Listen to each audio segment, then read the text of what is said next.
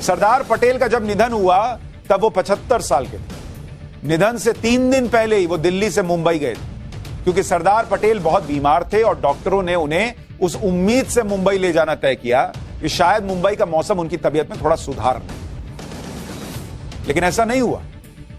12 दिसंबर 1950 को सरदार पटेल वायुसेना के डकोटा विमान से मुंबई गए। एयरपोर्ट पर उन्हें छोड़ने के लिए तत्कालीन राष्ट्रपति राजेंद्र प्रसाद, तत्कालीन पीएम जवाहरलाल नेहरू भी आए थे। लेकिन मुंबई पहुंचने के 3 दिन बाद 15 दिसंबर 1950 की सुबह 3 बजे सरदार पटेल को दिल का दौरा पड़ा। करीब 4 घंटे तक वो बेहोश रहे। उसके बाद जब उन्हें कुछ होश आया तो उन्होंने अपनी बेटी मणिबेन से पानी मांगा। मणिबेन ने उन्हें गंगा जल में शहद मिलाकर चम्मच से पिलाया और सुबह 9:37 पर सरदार पटेल ने अंतिम सांस ली।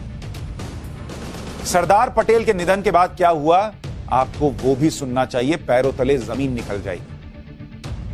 पटेल के निधन के 1 घंटे बाद ही संसद की बैठक बुलाई गई और वहां पर नेहरू ने पटेल के निधन के बारे में सदन को बताया। 1 हफ्ते का राजकीय शोक रखा गया और सभी सरकारी कार्यक्रम रद्द कर दिए गए। देश और विदेश से सरदार पटेल के निधन पर शोक संदेश आने लगे। पटेल के अंतिम संस्कार में शामिल होने के लिए नेहरू और सी राजगोपालाचारी दिल्ली से मुंबई पहुंच गए, लेकिन नेहरू नहीं चाहते थे कि कोई और भी सरदार पटेल के अंतिम संस्कार में जाए। मशहूर लेखक और नेता और शिक्षाविद के.एम. मुंशी की किताब है पिलग्रिमेज टू फ्रीडम, उसका पन्ना नंबर 289 और 290 खोलकर देख लीजिएगा।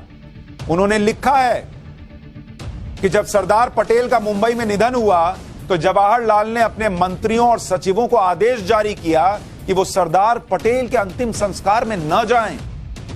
सरकार के मंत्रियों में मैं उस वक्त बॉम्बे के पास माथेरन में ही था।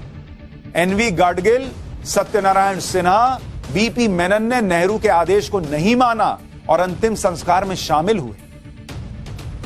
अंतिम संस्कार में जाने से रोक रहे थे। जवाहरलाल नेहरू ने राष्ट्रपति राजेंद्र प्रसाद से भी मुंबई न जाने का निवेदन किया। यह बहुत हैरान करने वाला था, लेकिन राजेंद्र प्रसाद ने भी उनकी बात नहीं मानी। के.एम. मुंशी ने अपनी इसी किताब में लिखा है कि नेहरू का मानना था कि राष्ट्रपति को किसी कैबिनेट मंत्री की अंत्येष्टि में हिस्सा नहीं लेना चाहिए, इससे गलत परंपरा शुरू हो जाएगी। क्या पटेल सिर्फ कैबिनेट मंत्री थे? इस देश के लिए उनका इतना बड़ा योगदान और राजेंद्र प्रसाद को नहीं जाना चाहिए था, लेकिन नेहरू रोक रहे थे।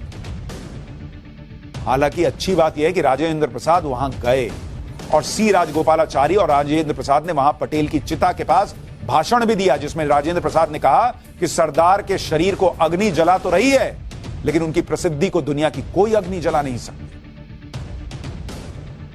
सरदार पटेल के करीबी रहे वीपी मेनन के साथ काफी अरसे तक काम करने वाले ब्यूरोक्रेट एम.के. नायर ने अपनी किताब The Story of an Era Told Without Ill Will में लिखा है कि जैसे ही नेहरू को पटेल के निधन के बारे में पता चला, नेहरू ने 2 सरकारी नोट गृह मंत्रालय को भिजवाए। ये नोट वीपी मेनन के पास पहुंचे तो उस वक्त गृह मंत्रालय के सचिव थे वो।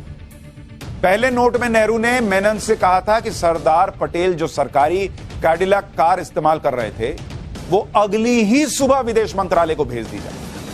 इतनी क्या हड़बड़ी थी सर। और नेहरू के दूसरे सरकारी नोट में यह कहा गया था कि सरदार पटेल के अंतिम संस्कार में अगर कोई अधिकारी जाना चाहता है तो उसे अपने पर्सनल खर्चे पर मुंबई जाना होगा। उस वक्त गृह मंत्रालय के बहुत सारे अधिकारी सरदार पटेल के अंतिम संस्कार में शामिल होना चाहते थे। बाद में गृह सचिव मेनन ने सभी को एक साथ बुलाया और करीब 12 अधिकारियों को अपने खर्चे पर मुंबई लेकर गए। जब नेहरू को यह बात पता चली तो वो मेनन से बहुत चिढ़ गए। वो लिख रहे हैं, किताब में लिख रहे हैं, बॉस, सरदार पटेल की अंत्येष्टि में लोग ना चाहें, ये क्या सोच है भाई, मैं तो समझ ही नहीं पा रहा। इतना दुख होता है सुनकर और गुस्सा भी आता है। सोचिए ये सब नेहरू उस नेता के निधन पर कर रहे थे जो देश के गृह मंत्री नहीं डिप्टी पीएम भी थे और देश के सबसे मजबूत और लोकप्रिय नेताओं में एक थे। ये उनके अंत्येष्टि की तस्वीरें आपको दिखा रहा हूं। हैरान रह जाएंगे कि इसमें ये इतनी भीड़ ना हो, इतने लोग ना हो, ये भी कोई चाह रहा होगा, सोच रहा होगा। ऐसा कोई सोच सकता है? आप हैरान रह जाएंगे जब आप सुनेंगे कि सरदार पटेल के अंतिम संस्कार में कितने लोग शामिल थे। नेहरू के ये सब करने के बाद भी सरदार पटेल को अंतिम विदाई देने 10 लाख लोग आए थे। अरे कैसे रुकता है क्या प्यार। 10 किलोमीटर लंबी भीड़ थी, 1500 से ज्यादा अधिकारी शामिल हुए, कोई रोके ना रुका। सरदार पटेल का निधन बॉम्बे के बिरला हाउस में हुआ था और उनका अंतिम संस्कार मरीन लाइंस में हुआ। लेकिन यह इतिहास का वो पन्ना है जो बहुत लोग नहीं जानते।